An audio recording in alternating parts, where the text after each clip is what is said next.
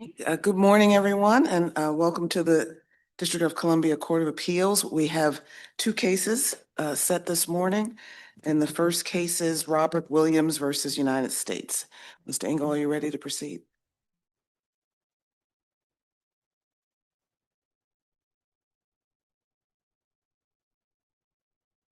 Thank you. If it pleases the court and counsel, Thomas Engel representing the appellant. I'd like to start this morning with a hypothetical. Assume for the sake of argument that Attorney Williams was convinced that appellant was not involved in the offense. Well, then there'd be no risk from DNA testing, and Attorney Williams would be deficient for not having performed DNA testing. And we will concede the contrary. If Attorney Williams had a sufficient basis to believe that appellant was involved, then, as the government says many times in their brief, a DNA match would have sunk appellant's case. Ask you about your hypothetical. Assume it seems like there's at least one downside, potential downside, even on that hypothesis, which is assume that the results of DNA testing would be everything's inconclusive. We just can't tell anything from DNA testing. Wouldn't the defense then lose the argument that it was interested in making, that part of the reason for acquittal is this had been a shoddy government investigation and things that could have been done weren't done? The primary thrust of the argument was that there was no connection. There's no DNA connection. And so that would have still been available for the defense to use. Hey, we don't have any DNA connecting this gentleman to the offense. There's no DNA here. There's no, the complainants are, so. Could the DNA test, if that's your theory of, if that was defense's theory of the case, confirmed, reaffirmed, or bolstered that argument? Non-conclusive DNA test would have given you sort of slam dunk evidence that it was not the defendant involved. Absolutely. And that's why Attorney Williams was deficient in not performing that, because had it come back in a favorable way, then it would have been very helpful to the appellant. So I'm still not 100% sure I got an answer to the question. I take the point that you did make, which is I raised a possible downside and you said that wouldn't have interfered with a different but related point. But it was, I thought, part of the defense strategy as articulated by the defense attorney that I wanted to be able to get up in closing and say, look, there are things that, this is a terrible investigation. There are things that the government ought to have done that weren't done, and you shouldn't convict. That by itself is a reasonable doubt. There are things that we could have learned, things that the government was too lazy to find out. Isn't that an argument that the defense attorney indicated he was interested in making? It is that you don't get reasonable doubt from, hey, the government did a crappy job. You get reasonable doubt from, because of what the government did or did not do, we don't have this evidence.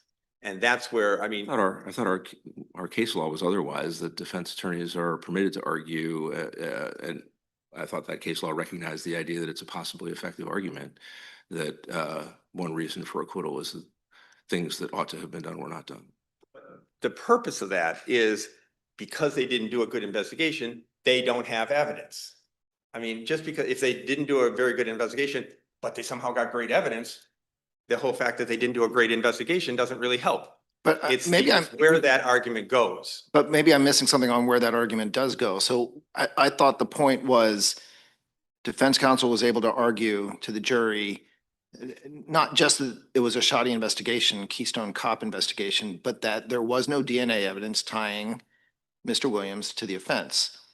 And I mean, the government's response might have been, well, there's no DNA evidence tying to the offense because we never did any DNA testing, but that's not a great answer to the jury in my view. So if counsel had conducted or obtained DNA testing and the government had done it at the same time, then that could potentially have shot that line of defense, right? Absolutely. And we will concede that 100%. What it comes down to is when Attorney Williams made the decision to not do DNA testing, what did he know, and did he have a reasonable basis for not doing that investigation? And I would start off with the— Hold on, counsel, can I ask you another aspect of your hypothetical? It has as its premise that in the hypothetical, the defense attorney is absolutely certain of his client's innocence. You're not suggesting, are you, that that's the frame of mind that a competent defense counsel ought to have? Or of course not. Of course not. What I'm suggesting is that there are two extremes.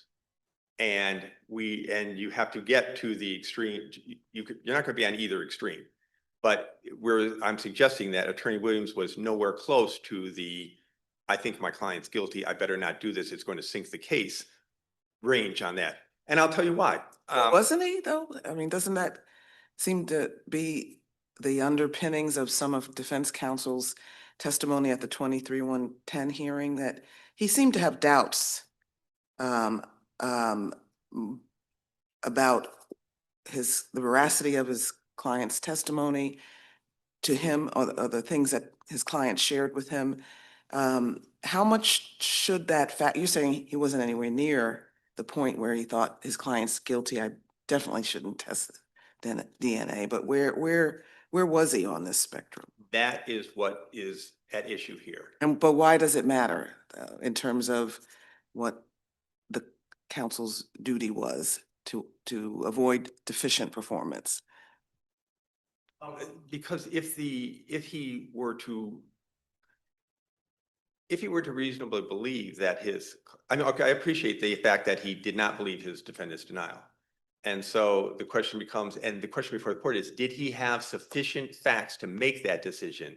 And thus, was it a reasonable decision to make? If he came in here and said, the guy was wearing a hat, so, that made me think he was lying. That's not going to hold water. And that's where we think we're at, because let's But I'm sorry, we've cut you off 3 times on going through your list, but is that the question on an IAC before this court? It's not whether he reasonably thought that his client was guilty or not guilty. It's whether the fact that he thought X shows that it was a strategic decision thereafter, right? And if he reasonably thought X, then we agree with you. We lose. If he But even if, but that's my point. Even if, I mean, is it our job to say that he unreasonably thought X as opposed, I mean, I realize in some IAC cases, it's our job to say whether a defense counsel unreasonably made X or Y judgment. But this is one step before that, which is whatever his basis was for thinking his client probably did it, that shows that it was a strategic decision that he made. But go ahead. Decision only if he has facts that support it. Okay. Again, if he said, you're wearing a green hat today, and I think that all people are guilty that wear green hats, so I'm not going to do DNA testing. His decision-making process has to be based on reasonable facts, and it's valid only to the point that he investigated the facts and made that decision on facts. How would you characterize what the defense attorney's testimony was at the hearing about the degree of probability or lack of probability the defense attorney was attributing to the possibility of his client's guilt?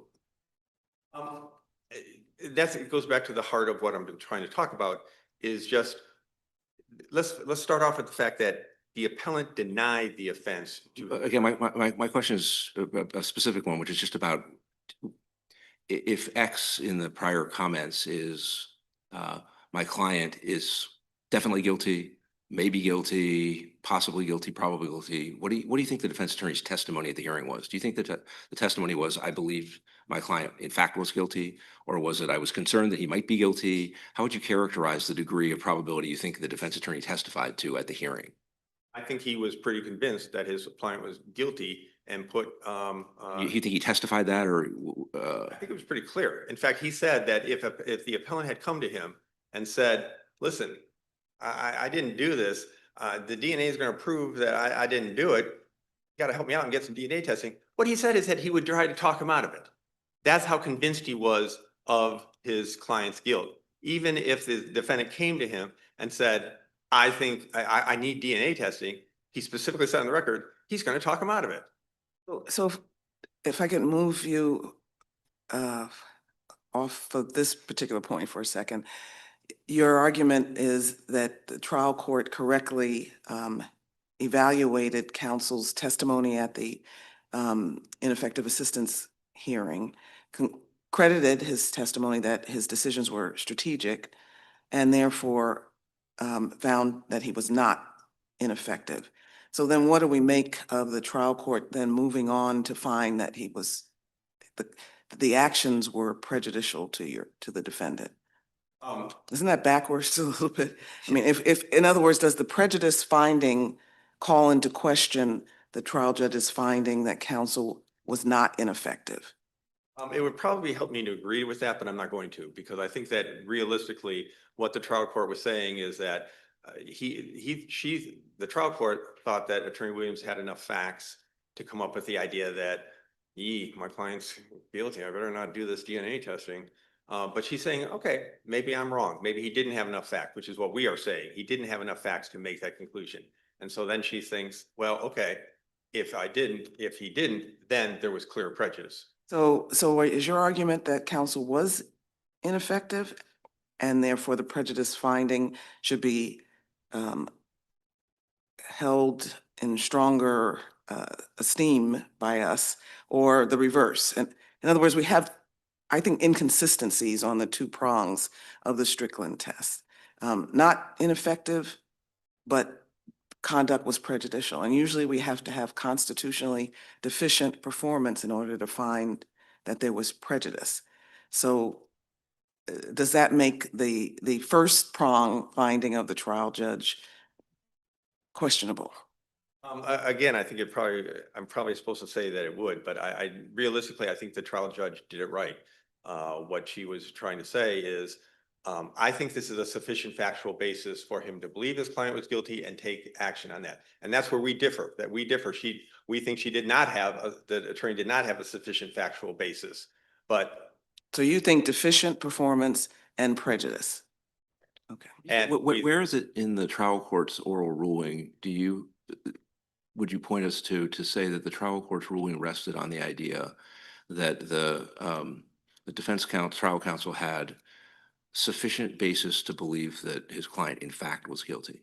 Because I don't see the trial court analyzing it that way, so I may miss something, but where in the trial court ruling is that a premise of the trial court's thinking? I think that's our entire argument. And I'm asking about the trial court's ruling. So where in the trial court's ruling does the trial court say that? Because you're attributing that view to the trial court. I believe that what she says is that she credits Attorney Williams' a testimony where he talks about Ant and the change of Ant's, and then he basically hangs his entire hat on the fact that Ant changed his testimony, appellant changed his desire to have him find Ant, and that was a basis for that.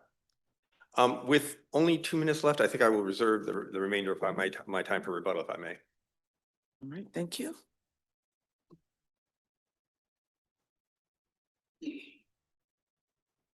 Good morning, and may it please the court, Eric Hansford for the United States. Good morning. We think there are multiple reasons here to find that the defendant failed to establish ineffectiveness, but we think the simplest path forward here is to focus on deficiency. The decision of trial counsel not to pursue DNA testing, to forgo DNA testing, is the sort of classic litigation decision that gets deference from this court in terms of the ineffectiveness review. Strickland is clear that this review has to be highly deferential. You agree with the trial court's determination that this was a strategic decision, therefore not constitutionally ineffective. So then what do we do with the prejudice finding? So what Strickland says is that a trial court does not need to address both prongs. But here she did, which is what causes me some concern, because she does a whole prejudice analysis and concludes there was prejudice to the. I mean, I would say it is not clear she does a whole prejudice analysis. She says, in the alternative to avoid another remand in this case, I'm going to briefly address prejudice, and then has a very kind of sketched out argument. But whereas she's addressing deficiency for close to 10. But she does ultimately conclude that the defendant was prejudiced. I don't think she does. I think what she concludes is that, and we have issues with this conclusion, but I think her conclusion is that if the DNA testing would have been what the defendant said, then there could have been prejudice. Well, if the trial court's goal was to avoid a remand, then necessarily she was trying to make a ruling that would avoid a remand. So it was a final sort of decision on that piece. No, because there's another piece, which is the IPA testing. So what the defendant is seeking here is to get post-conviction DNA testing on these items. And so I understand the trial court's ruling, which we think to be wrong, and I can address that. But when discussing prejudice, I understand that to mean more that if you find, then there is a ground for doing the IPA testing, because what the IPA requires is that the defendant post-conviction establish that there would be a grounds for a 23-110 if the testing is favorable. to Either him. way, when the trial court turned to prejudice, the trial court was using the phrase, in case the Court of Appeals disagrees with my reasoning on the first prong, I'm going to briefly address the second prong, which I assume you agree means the Strickland prejudice analysis. I mean, I think that is what how the trial court introduces it. I find that page of discussion from the trial court very confusing, but the trial court's bottom line conclusion there is if the DNA testing comes back as the defendant wants. It is conditioned on that. And so I think that the trial court can't make that sort of finding. We do think that in terms of why that prejudice analysis doesn't work, this court in remanding gave careful guidance as to the sort of evidence that was supposed to be put on in the remand proceeding. It said that a DNA expert probably isn't going to work. You're probably going to need a blood spatter expert. The remand was premised on the notion that this DNA testing was going to, or the expert testimony was going to say that there would have been blood on the victim if So- the defendant was. Counsel, can I ask? It sounds like you're saying we should essentially ignore the prejudice analysis here. I'm not aware of any ineffective assistance of counsel cases where we conclude that the performance was not deficient, but then go on and find that there was prejudice. But if it was deficient, then I find prejudice, which is what she's doing here. And that seems like that's a little backwards. I don't know if we can throw out the prejudice analysis that she's now put before us. So, I mean, I Free think that. to reanalyze prejudice on our own? Yes, because it is a de novo decision. So Strickland says you are reviewing de novo the legal conclusions as to prejudice. It was not based on fact finding. The deficiency analysis was based on credibility, classic fact finding by the trial court. The prejudice analysis is de novo, but you don't need to deal with prejudice. Wasn't it? I mean, I understand that some of the prejudice analysis, the legal piece is de novo, but doesn't she sort of muddy it up a little bit by talking about some of the experts' testimony? Now, it wasn't the expert that this court suggested would be needed on the remand, but she does consider the blood spatter experts' testimony in her finding that there was prejudice. So it seems like it's knotted up a little bit here. I don't see it muddied up. I think all she is saying is that you met the legal conclusions or the legal prongs, but I don't think this court should be getting into the prejudice analysis. I think that makes the court. You're probably right. If we were comfortable with the deficiency part of it, we might not need to, but so let's wrap back if we can to deficiency for a minute. Why wasn't it deficient for counsel to fail to determine whether or not, to advise Mr. Williams of his right to have testing if he wanted it? Why wouldn't a competent defense lawyer tell his client, you have a legal right that is your call to make about whether we do forensic testing in this case? It seems to me that is, like a bare minimum of what a competent defense lawyer would do in this area. So I don't think that was the deficiency claim that was made. The deficiency. Okay. We can turn to that topic in a minute. Okay, But, so- assume it were made. Do you Right. think it wouldn't be deficient, or you? So then I think you get into, so what we do have, I think what we do have evidence of in terms of the conversation is that there was a discussion that the defense attorney was saying, I don't think we should pursue forensic testing because I think that augurs in our favor. And the defendant indicated that he was on board with that. That's 95 to 99 of the transcript and 105 of the transcript. But if that is going to be the deficiency theory, which we think isn't properly preserved, then the prejudice analysis becomes, if you have that conversation, Fair enough, but would- assume that were the prejudice theory. Do you think it would be a valid theory? I know you're saying that it wasn't the theory and maybe that the facts don't firmly establish aspects of it, but I'm just saying, consider the following abstract question. A defense attorney is representing a criminal defendant in a case where there's a material available to be forensically tested. Defense attorney never says to the to the defendant, by the way, you have a legal right to have forensic testing, and that's your call, not my strategic judgment, which I think is conceded here. And so I want to make sure you're aware of that right, and we're going to have a discussion. And what is your call? Do you agree that the failure to do that, barring some other facts that would somehow defeat this problem, would be deficient? That's something that a competent defense lawyer ought to do. No, I mean, I think, I hate to fight the premises, but one, I don't think it is conceded that this is a decision that is for the defendant to make as opposed to a strategic litigation decision. I thought it was Well- conceded that the IP Oh, because, I mean, by the United States. I thought that's not correct. You no, don't see that. when you read Vini, what Vini says as to the pretrial aspect of the IPA hearing is that Well, but I mean, now we're but- conflating things, but I think, is it not the case that just with respect to effective assistance, that, and I know you're not bound by Attorney Williams' statement in the trial court at the hearing, but I thought the notion was it's a strategic call if the client doesn't insist on it, but if the client insists on it, I have to do it. And that is what Attorney Williams said, and I do think the simplest way to deal with that, if that is going to be the deficiency theory, is the failure to have that conversation, then the question becomes, did the defendant put on sufficient evidence to establish that he would have insisted on the testing over the objection or over the advice of his defense attorney? And the answer is no, there was no evidence as to that at all elicited at the hearing. Remember, we're not at the pleading stage. We've had the hearing. The defendant needs What would to that prove his evidence look like? case. I thought the evidence that the defendant's evidence, not credited, was I asked my lawyer to do the testing. So I'm not quite sure what evidence you think, if this was the theory of deficiency, what evidence ought to have been put on. He needs to get credited. I mean, if he's discredited, then there's no. I mean, I don't quite get it. It seems to me they're related issues, but distinct issues. His version of events is, I told my lawyer I want to have testing. My lawyer, I told my lawyer I want to have testing. My lawyer said no. Trial judge doesn't believe that. But assume that his testimony otherwise is my lawyer. I think his testimony is my lawyer.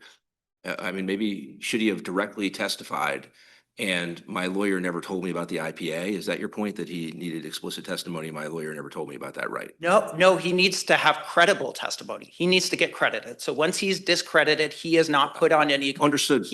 That, But the question, I guess, is, do you view the trial court's factual finding not crediting his testimony that he affirmatively asked his lawyer as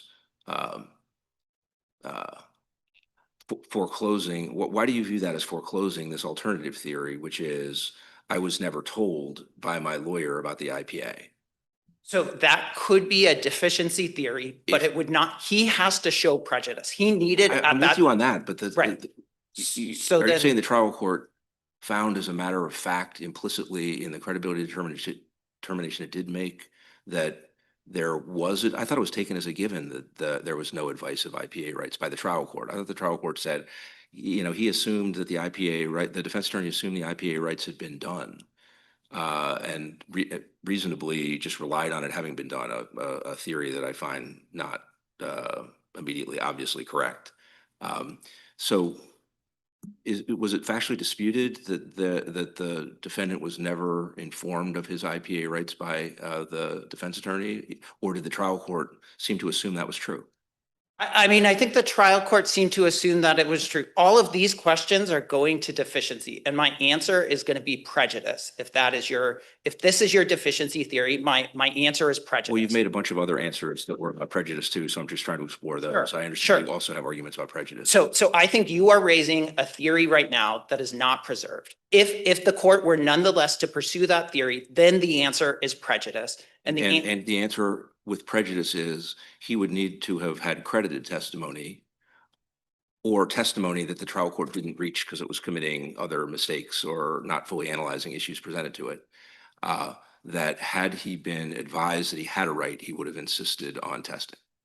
Correct. And the testimony that was credited was exactly to the contrary, which Not is exactly to the well- contrary, in that there was no question about him having been told that he had a right to do it, even if his lawyer was advising otherwise. So I wouldn't say it's exactly to the contrary. okay, maybe not exactly, but the evidence was to the contrary, which was that he was on board with the decision to forgo forensic testing. He was aware of his IPA rights from other cases. He had a bunch of pending cases at the time. He'd gone through his IPA hearing in another case, but he needs to show prejudice. It is his burden to show prejudice, and he can't do that. At best, the court's questions are pointing to an empty record on prejudice.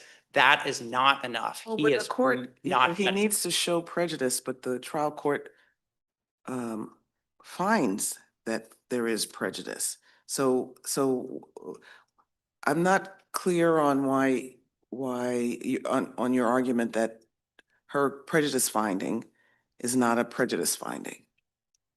So Conclude there are then. two different theories of ineffectiveness that are being raised here. The Judge McLeese's questions are going to a theory that was waived, affirmatively waived below, or perhaps not adequately raised as to the advice of the IPA rights. That's where I'm telling you prejudice for that waived theory of ineffectiveness. The other theory of ineffectiveness, the main theory that's been throughout the case, has been the failure to pursue DNA testing was ineffective. And so it's that second theory, if we look at that the trial judge purports to address with prejudice. Correct. And your argument, as I understand it, is that she didn't do that sufficiently. I'm suggesting that she does do a prejudice analysis on the ineffective assistance of counsel claim with respect to the DNA testimony and what it could have shown. Yeah, I mean, I am saying on the prejudice analysis that it's wrong as a matter of law, and this court should therefore reject it. But even if you take Judge McKenna's terms of the prejudice analysis, what it was meant to represent was a green light to do the post-conviction IPA testing, not to vacate the conviction. But on that second theory of ineffectiveness, we think, as Judge McKenna thought, that the easiest way home is to look at deficiency. The trial court or the trial counsel explained that there were three key considerations in trying to think through whether or not to do DNA testing. So one, if you do DNA testing, you lose the argument, which was made effectively at closing argument, that there's a reasonable doubt because the government failed to investigate, failed to pursue DNA testing here. You lose it or you potentially bolster it if the tests come back favorably. Well, you lose the reasonable doubt argument. You might get something else, which is the second and third point, but you lose the reasonable doubt analysis. Once the testing's done, you can't argue that the lack of DNA testing itself creates a reasonable doubt. And this is recognized in the very, very similar case of Harrington v. Richter from the Supreme Court. Supreme Court goes through this analysis. So the second consideration in trying to figure out whether to pursue DNA testing is that it could be that there's a catastrophic result. The victim's blood is found on the defendant's clothing that he's wearing at the arrest. Trial counsel below says there's no way out of it. Again, very similar to Harrington v. Richter, which is recognizing the damaging testimony. The third possibility is that you get what the defendant is claiming would be quote unquote good results for his purposes, which is that you fail to detect the victim's DNA on his clothing. So you and Mr. Engel seem to be sparring in the same ring then, which is how certain must Attorney Williams have been that the DNA testing was likely to come back unfavorable before that decision became reasonably strategic. Do you disagree that that's the question before us? Yes. Do you Yes, think any conclusion at all by Attorney Williams that it was any consideration of it at all by Attorney Williams renders it strategic and therefore be effectively beyond our review? I mean, I think that is close to what Strickland says, which is that if you understand, if a trial attorney understands all the relevant facts and law and is making a strategic decision based on that, it's not to be second guessed. That is what that's Strickland's language, but I don't think it is correct to be. Wouldn't, if the defense attorney incorrectly said on an inadequate basis, I think it's 99% likely my client is guilty, when in fact, no reasonable defense attorney would have thought that. Then that is the predicate for our chain of reasoning, which is, well, as I assess these risks and upsides and downsides of getting testing, I'm going to lose a reasonable doubt argument. The prospect of something good happening at the end is 1%. If that's based on an inadequate factual predicate, then it seems like Strickland, in the way you just formulated, Strickland would not insulate that. No, So no, I think that's, it I has to think be a that's reasonable correct. assessment of- I think we are highly deferential in terms of the analysis of what trial counsel was thinking. But I don't think the correct determination is trial counsel is not supposed to be sitting there thinking, how guilty do I think this defendant is?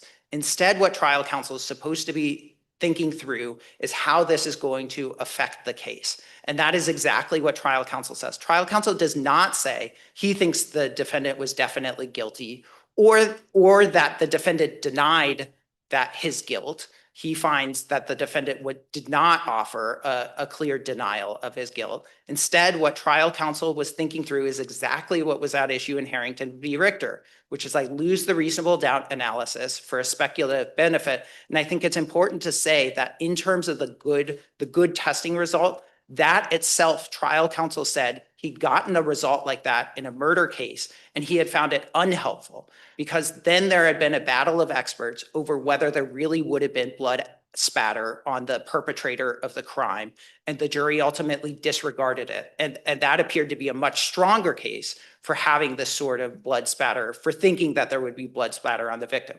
So this is not a situation where you're testing something at the crime scene, where it's going to show who was the actual perpetrator. Instead, it's this secondary testing of the arrest clothing, which itself was going to yield, at best, an ambiguous result that the parties were going to still fight over. So, Counsel, let me ask my question a different way.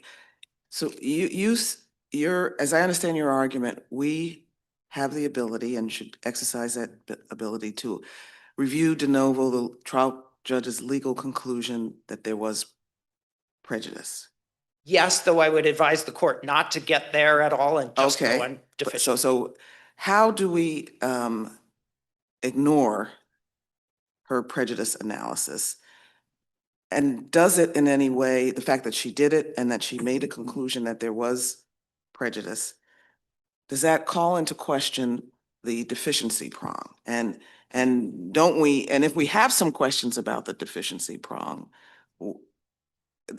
do we just send it all back for an analysis on a reassessment of deficiency and prejudice together? I mean, I think, so in terms of, maybe it would be helpful for me to give a hypothetical as to how the deficiency and prejudice could come apart. So you could imagine a situation where the trial counsel says, I don't like DNA evidence, therefore I'm never going to pursue DNA testing in any case, even though he obviously should have in a particular case. That would be deficient. But then the question would then become, was that prejudicial? Which means you look at all so the fact that it's deficient does not itself make it prejudicial. You look at all of the other evidence in the case and try to figure that out. Right, but I guess what we haven't had, as that I'm aware of, and if you are, let us know, a case where we find no deficiency and then we find legal prejudice.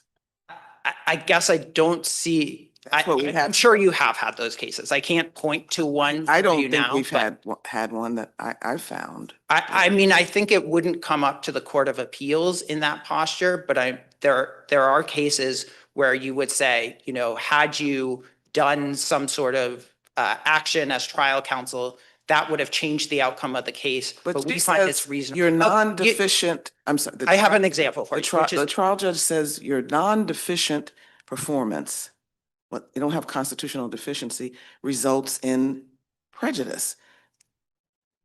Which usually we can get to prejudice without deficiency, but I'm caught in this loop here, so help me. So I think believe- her prejudice finding calls into question the deficiency. I don't think so. I think they're distinct. I think Strickland says they're distinct. And I think that you should just be looking at them in isolation.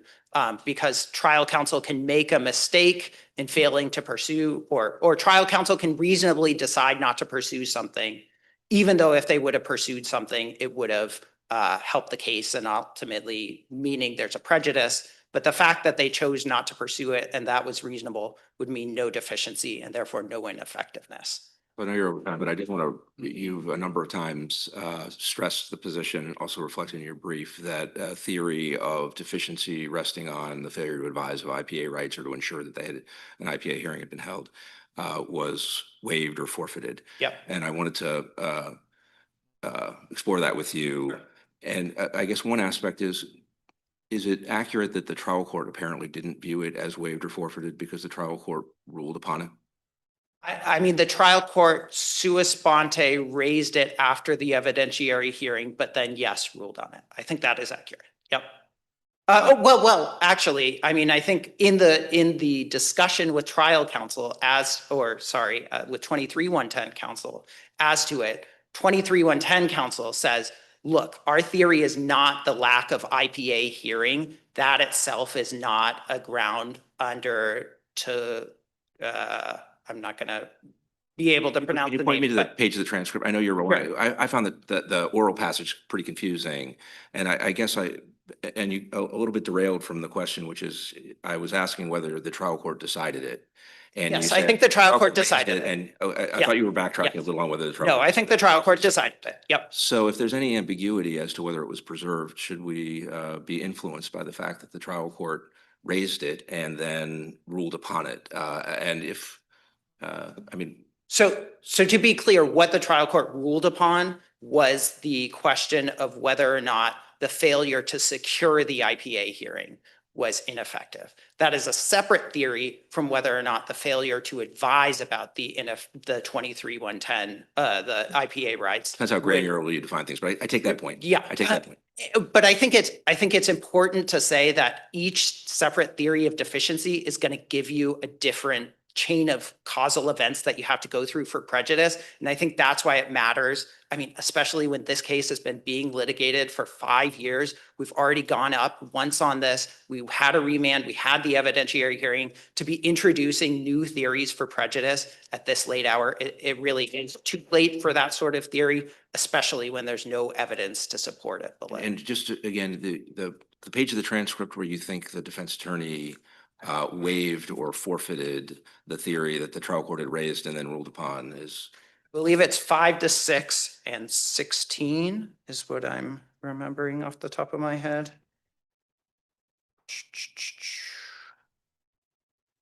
Yeah, I think most clearly on 16, where trial counsel agrees that Teomi Lasani says that there is no standalone right to overturn a conviction and get a new trial simply because an IPA hearing was not conducted. But I think that's also consistent with the discussion that's had on 5 to 6. And why is that a comment about ineffective assistance rather than what was earlier referred to as whether the IPA violation was itself kind of a standalone basis for relief?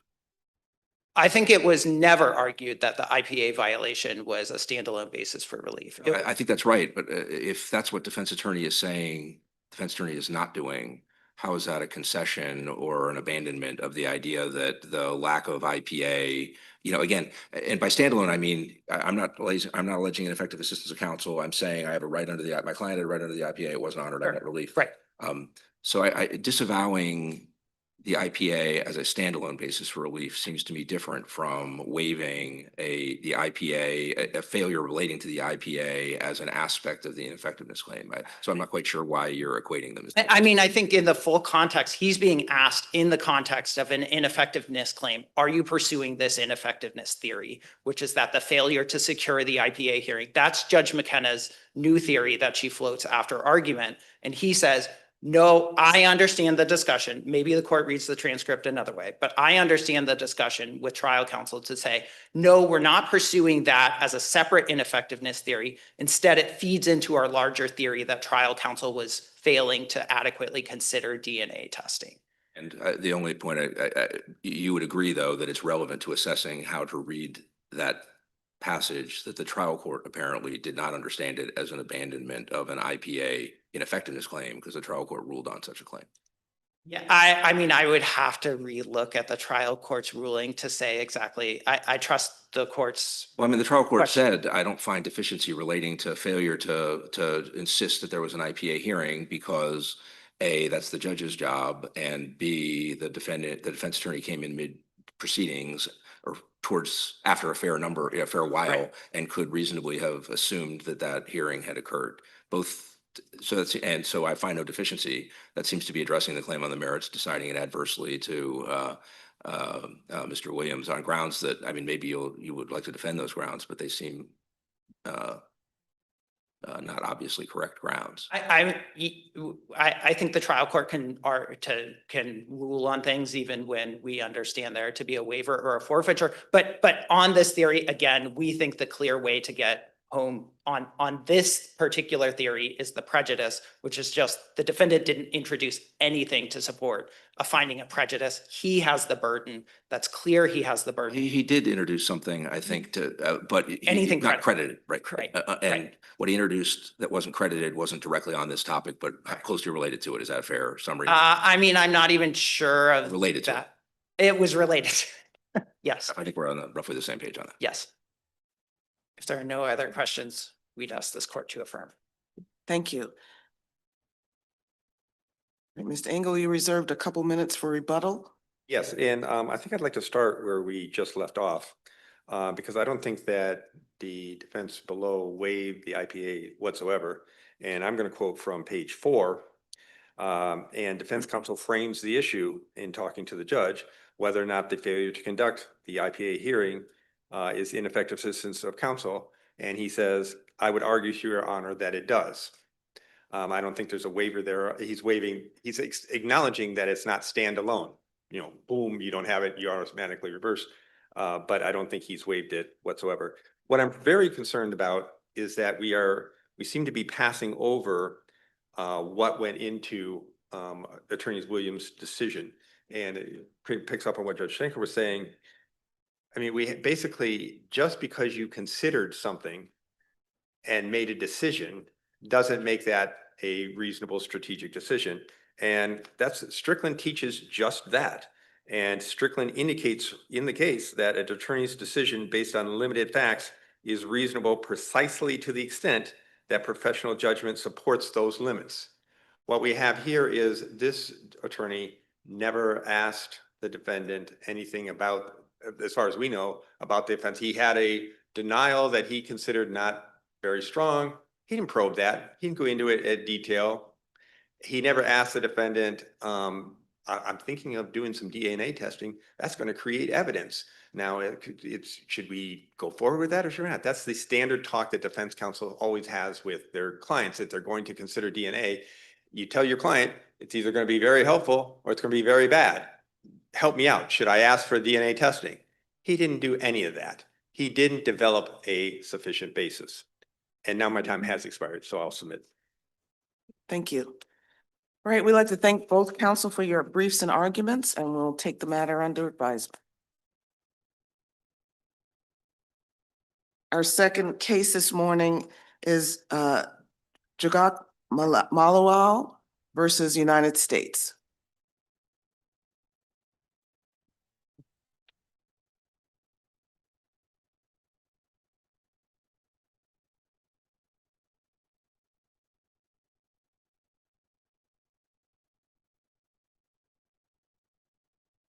Your Honor, Nancy Allen on behalf of JOGAAK MALUAL. All right, good morning. Morning. Your Honor, the evidence in this case was insufficient to show significant bodily injury. That is, that medical treatment was required to prevent long-term physical damage, possible disability, disfigurement, or to abate severe pain. At the time of this offense, this- I'm gonna go right to the point you stressed, whether medical attention was required. And here, the defendant was taken by ambulance to the hospital where a doctor or medical professional provided stitches to an injury that in his head that was bleeding. What's insufficient about that to show that medical attention was required or Well, medical treatment? Your Honor, the medical attention has to be specifically to prevent long-term physical damage or to abate severe pain.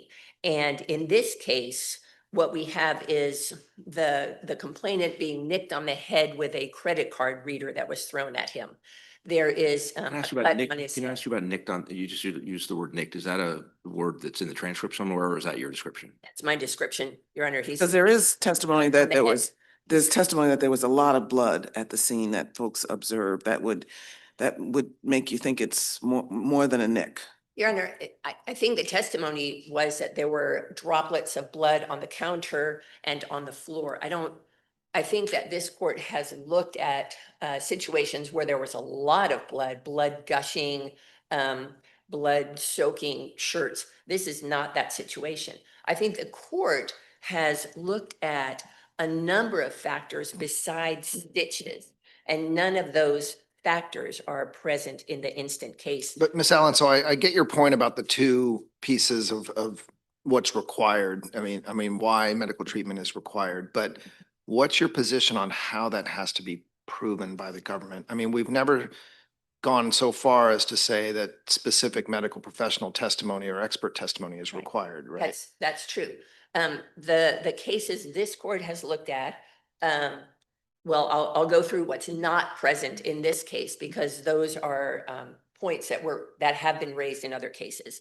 There was no evidence of pain in this case, no testimony regarding pain, no testimony that the complainant was moaning instead of responding to questions. In fact, the video evidence shows him calmly talking to the police and ambulance attendants. At one point, there's no towel on his head. At another point, he's holding a towel on his head. He's looking at his phone. There's no testimony regarding loss of consciousness. He didn't ever black out. No testimony about dizziness. But you're not required necessarily, I mean, these cases are so fact intensive. And I don't think we've said you have to have all of those things present. I mean, this case seems like it's very similar to the court's prior decision in Belk. It's different from the case in Wilson where in Wilson, we didn't have stitches administered at the hospital by a medical professional. And so we questioned whether there was a sufficient medical basis there. But here we do have someone taken by ambulance to the hospital and stitches administered by a medical professional, which seems closer to Belk, I would argue. That is the government's argument that this case is like Belt. However, in Belt, the court looked at evidence that the victim lost consciousness, was bleeding profusely, and required stitches. And the court in Belt did reference the requirement of medical treatment to address permanent physical damage. Well, we or addressed fatal that, pain. but there wasn't, my recollection is that there wasn't medical testimony in that case either.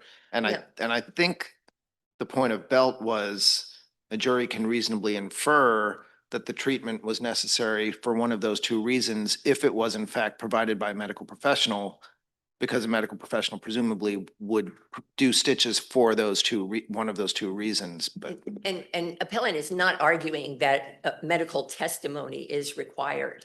As the government seems to believe in its brief, we're not saying that. We're saying that more factors than just the fact that there's blood droplets on the floor have to be shown to show significant bodily injury. Well, I guess, so I'm just homing in on stitches.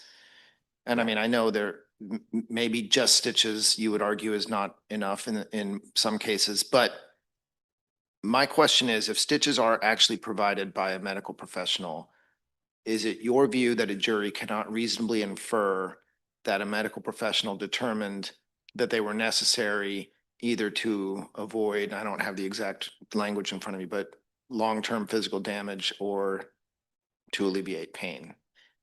I think the jury can make a determination that medical treatment was required to address those things. I don't think the jury needs to hear from a medical professional, but there has to be more than simply the complainant saying, yeah, I got 4 or 5 stitches. We don't even know that that's correct.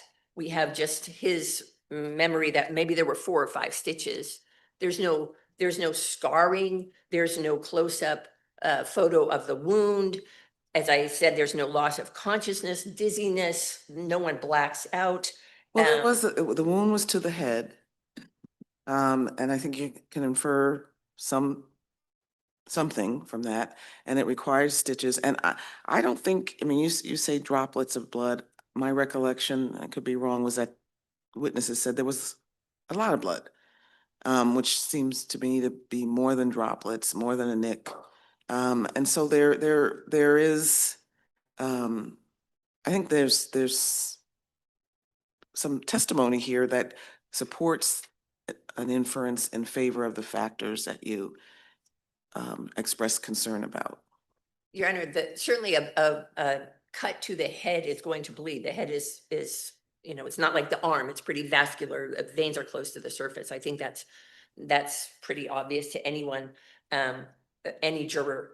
And so the blood is the basis of the government's, they mentioned blood or bleeding 11 times in their closing. I mean, in the opening, they said his head was split wide open. He had stitches that may or may not have been the size of a ladybug. We have no idea about what kind of stitches, how deep the wound was. I mean, it's the same number of stitches as in belt. Right, and in belt, there were other factors which we submit make the difference between this case and belt. In belt, the victim lost consciousness. He testified to blacking out, to being dizzy, to being in shock. Certainly, he did need stitches, but there were other factors involved, and our cases have So shown. can I ask you, are you agreeing that the jury could have concluded here that Mr. Malual required stitches, needed stitches? You're not disputing that part of it. You're taking that as a given, and your concern only was the gravity of the injury sufficiently severe given the other information beyond the mere fact that he required those stitches, sufficient to meet the standard of what kind it has to be required for something more than something that wasn't adequately shown here, but was adequately shown in the more acute circumstances of belt. Is that Well, right? in this case, the jury was specifically instructed on the requirement of medical treatment. Understood, but I just to clarify, Factors. you agree that the jury could find that stitches were required here? I agree that the jury could find that he got stitches, but not that they were required to meet. I know, I'm not the asking, factor. I'm just asking where they were, you're saying, or maybe your answer is, I can't answer that question unless I know required to do what? I don't know that the I mean, jury because we thought. said in belt about stitches, we seem to say, if somebody's taken to, this is a paraphrase for sure, so feel free to explore whether it's an accurate one or not, but I took away from belt the following line of thinking about the idea of requirement. A fact finder can infer that if somebody is taken to the hospital for medical treatment and and a doctor, a medical professional gives them stitches, which lay people can't do, that you can infer that they are required. I took that from belt, and the question discussed a little somewhere else in belt was, were they required in order to avoid long-term ...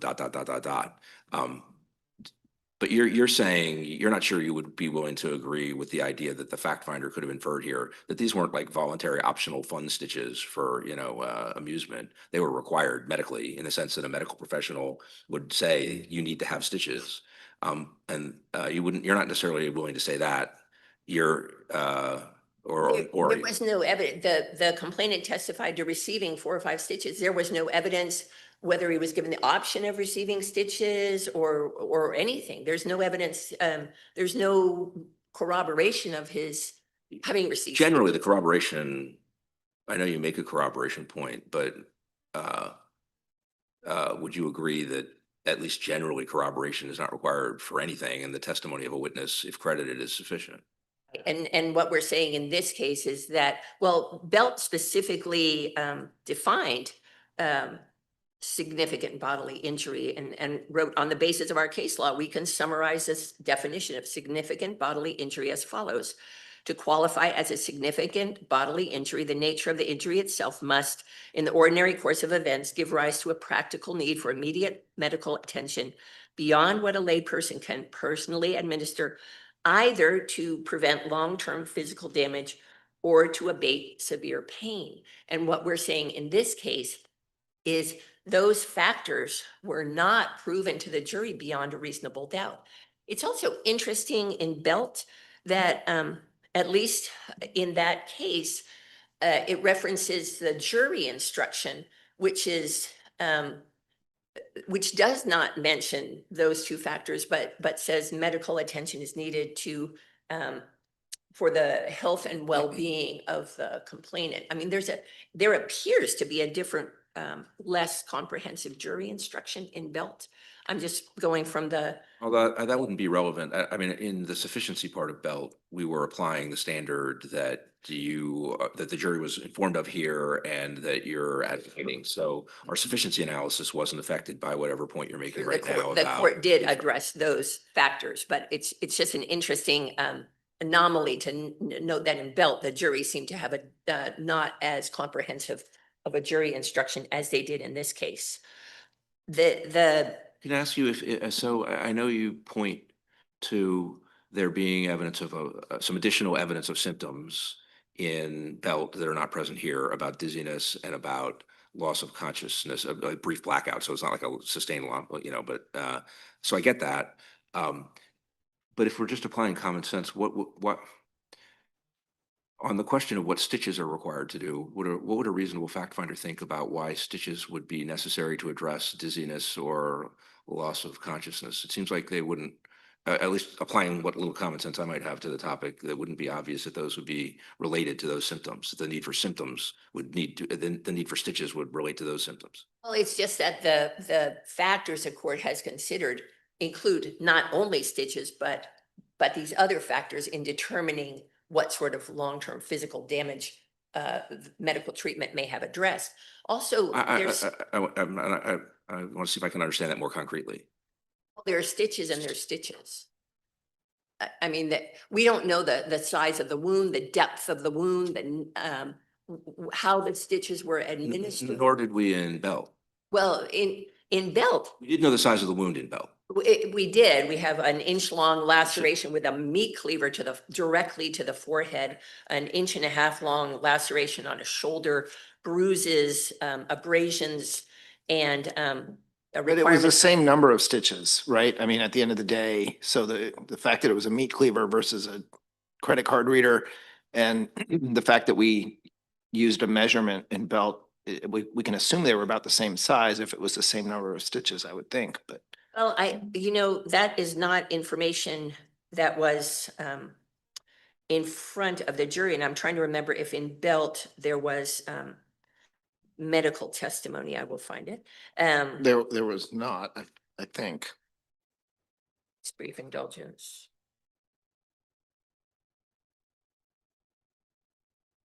But again, I want to make sure I understand. As far as I remember, there wasn't medical. If you testimony from medical officials, there was medical testimony in the right. sense of testimony about medical events and the like. But I just want to make sure. I'm not quite sure I understand. If we thought in Belt, the standard was met based on evidence of 4 stitches to the head, and that the jury could infer the rest. How does the temporary blackout and the dizziness bear on whether what a reasonable jury could infer about why stitches were necessary to prevent long-term physical damage or other potentially permanent injuries? I think when the jury is presented with more than this is a laceration, that there were other factors, that's going to play into their decision regarding whether or not medical treatment was necessary for the health and well-being of the person, which was the jury instruction in Belt. But that wasn't the somebody- standard we were applying in the sufficiency part of Bell, so I'm Right, not sure right. why the instruction The is jury relevant heard to our that, assessment. the victim was bleeding profusely, lost consciousness, and some of the other things that the jury heard. So the jury could take into account all of those factors. And this court has repeatedly said that the determination of significant bodily injury is fact specific. We need to look through all of these different factors, not just, as the government said in their brief, the presence of stitches alone. It's not just that, it's more than that. And Well, the but jury is- we do have more than that here. We don't have the same, exact same facts as we did in Belt, but here we have, the injury to the head. We have blood witnessed by a lot of folks, more than droplets, I would argue. And we have him being taken to the hospital.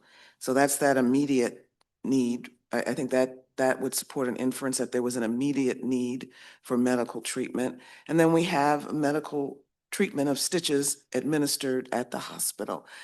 So we've got more factors than in some other cases, maybe not the exact same factors as Belk.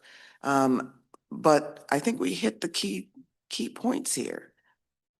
A couple of things, Your Honor. First of all, the court has before it, although the record on appeal, the video evidence and the photographs, and can see this is droplets of blood on the floor and droplets of blood on the counter. It's really not this profuse bleeding that the court has looked at in other cases. Also, the complainant is standing around talking with the police officers and the medics for quite a while. He's looking at his phone, he's scrolling through his phone, he's holding a towel on his head. I mean, it's not like he's like screaming and moaning and they're trundling him into the ambulance. It's sort of a different vibe in the pizza place. He's not even remotely, he's not even sitting down. No one's putting him in a chair. Are you dizzy? Whoa, sit down. I mean, I guess some of this goes to, I mean, we've said in Belt that the whole purpose of this statute is to have a middle ground between simple assault and the third, yes, thank you, which requires serious bodily injury. So I can see your argument that this isn't serious bodily injury, but it's going to be something between that and the mild touching that is sufficient for simple assault, right? So. And our argument is not, we're not even talking about serious bodily Right. injury. That wasn't an issue, but our argument is not, it does not rise to the level of significant bodily injury such that the jury could find that beyond a reasonable doubt. We're not arguing that the complainant wasn't assaulted, we're not arguing that he didn't bleed, he bled. And he may or may not have received 4 or 5 stitches. It's. Well, I think what he for our recalls. purposes, we're gonna have to assume that he got 4 or 5 stitches because That's the only under the evidence. sufficiency analysis that we're constrained Is by. the But only just, evidence. I take your point about what the complainant in this case did after being hit in the head and bleeding. But I do note in Belt, Mr. Tolbert, the complainant there, after he got hit in the head with a cleaver, ran after and chased the person who had done it. So it wasn't like there was evidence that he was immediately incapacitated in some way. So that I think is relatively parallel between this case and Belt.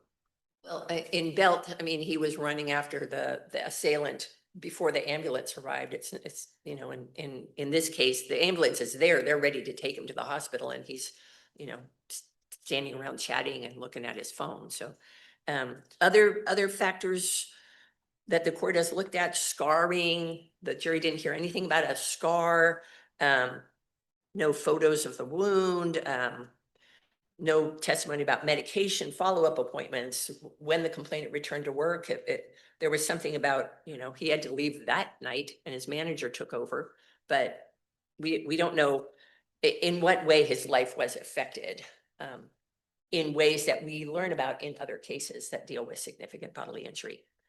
Gone over my time already. Thank you. We'll let you reserve a few minutes for rebuttal as well. Thank you.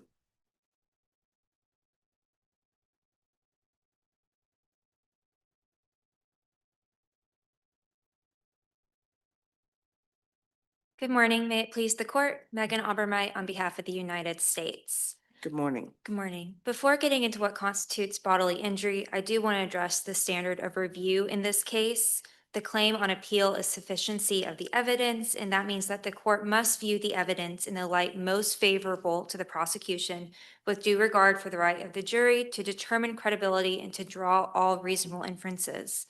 It is the defense's burden to show insufficient evidence and to show that no rational trier of fact could have found the defendant guilty of assault with significant bodily injury. So under that review, turning to this case, the evidence was sufficient to show significant bodily injury. First, the government would note that receiving 4 stitches for a head laceration is enough to qualify as significant bodily injury. Is there any testimony here about pain on behalf of the victim? Which is one of the things that we look at. Was he crying out in pain? Did he seem to be in a lot of pain or discomfort? From the descriptions that Ms. Allen gave, he's standing around talking, chatting. And I just don't recall whether the record had specific information about any pain that he experienced. I don't specifically recall that. I don't believe there was evidence of the pain he experienced, but as Ms. Allen noted, that you can have the standard is to prevent significant long-term injury or to abate severe pain. So I would argue that the pain is not a necessary element So, that we need to look at.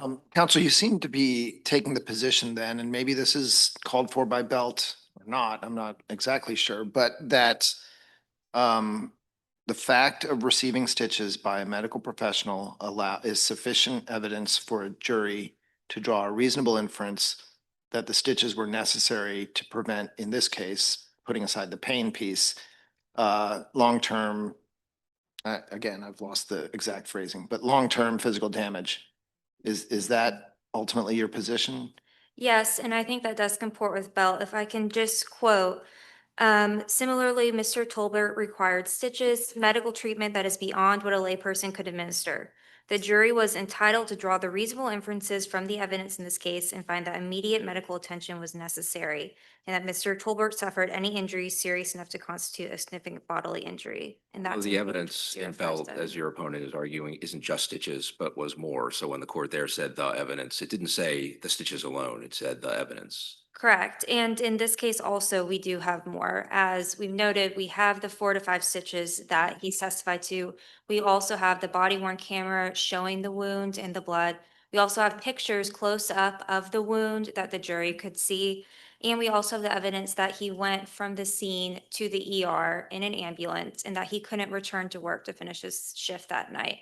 Let me ask you what, just if we're applying the first half of this test, so the question is whether a reasonable fact finder could infer that the stitches were necessary to prevent long-term physical damage or other potentially permanent injuries. What is the long-term physical damage or other potentially permanent injury that a reasonable fact finder could have thought the complainant would have suffered here had he not received 4 stitches?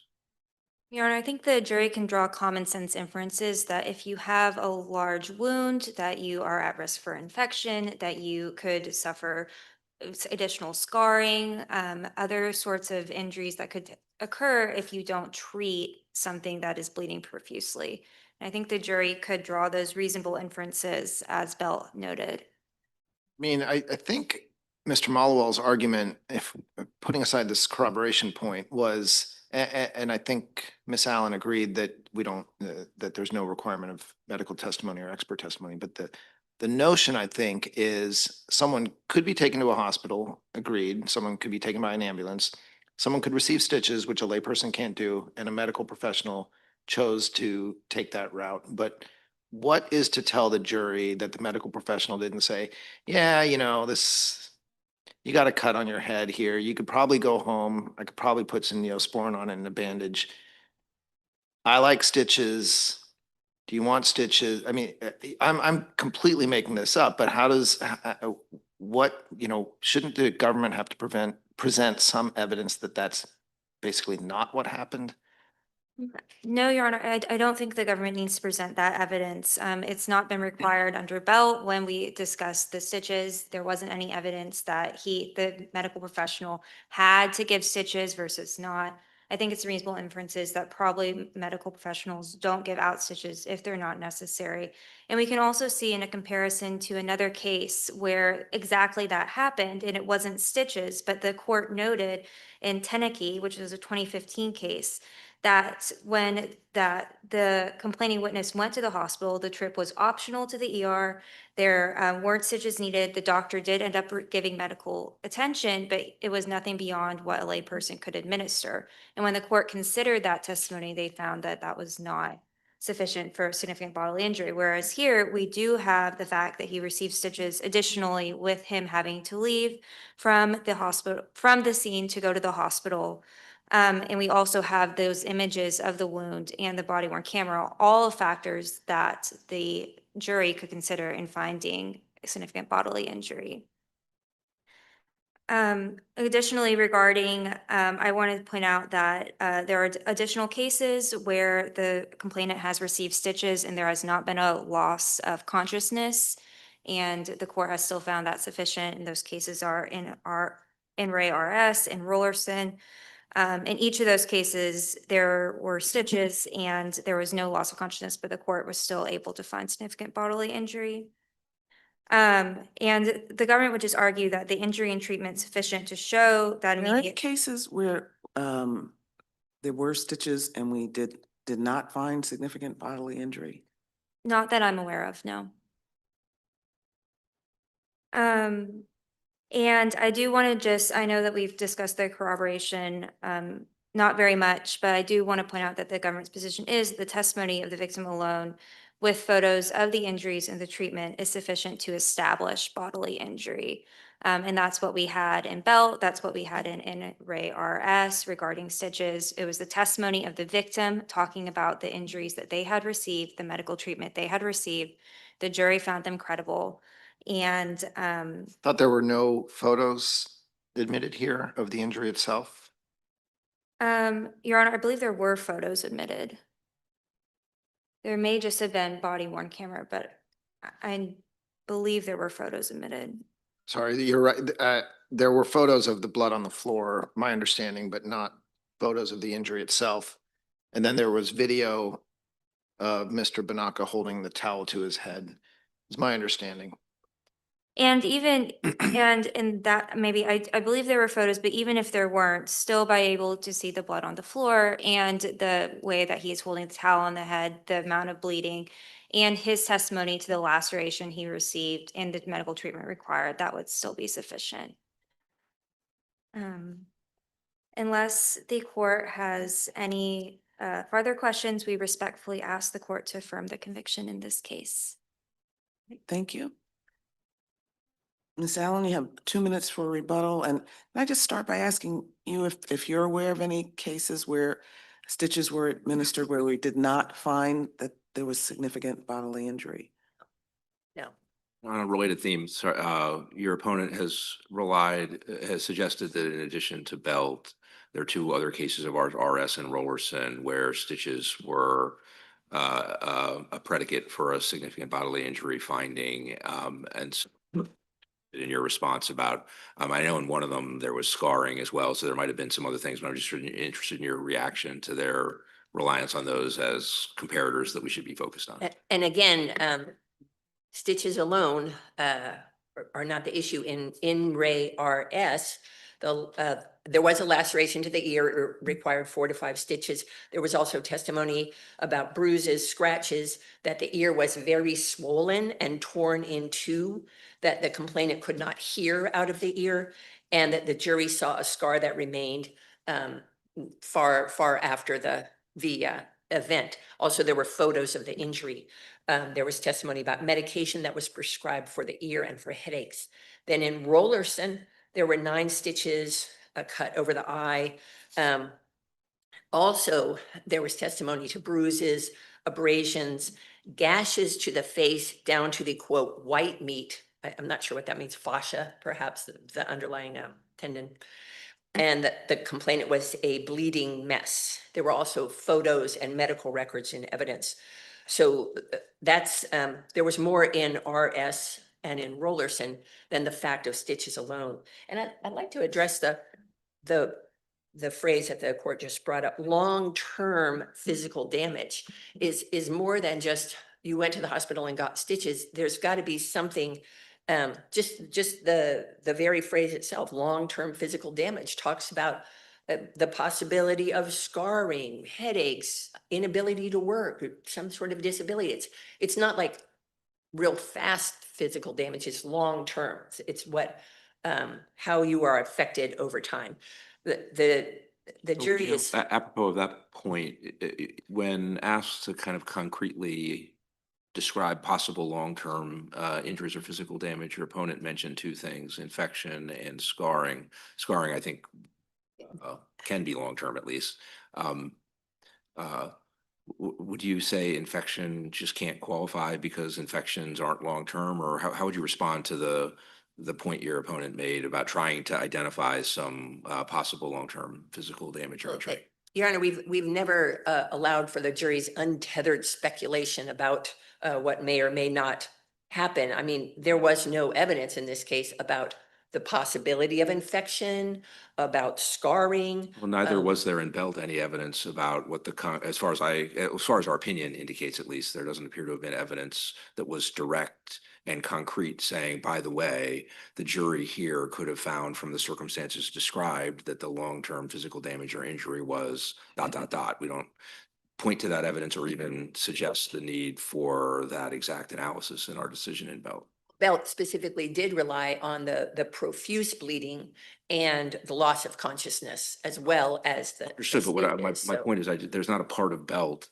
Belt seems like maybe we did allow the jury to speculate about what those long-term injuries might have been, because although we noted the symptoms you described, it's not like in Belt we said the jury needed to find here a specific long-term physical injury and damage. Here's what it is, and here's why that was appropriately inferable from the evidence in Belt. We didn't do any of that in our decision in Belt. Right. But Which again makes it unclear whether that's something we can appropriately insist on here. well, the Belt decision was 2013, and during 13, 14, 15, there were just a number of cases all trying to grapple with this question of what is the context of the injury? What is enough to show that medical treatment was required to meet these ends? So I disagree with the government's reliance on Belt as being exactly like this case, because I think it is not. All right, thank you. Thank you. All right, we'd like to thank counsel for both sides for your briefs and for your arguments today. All rise.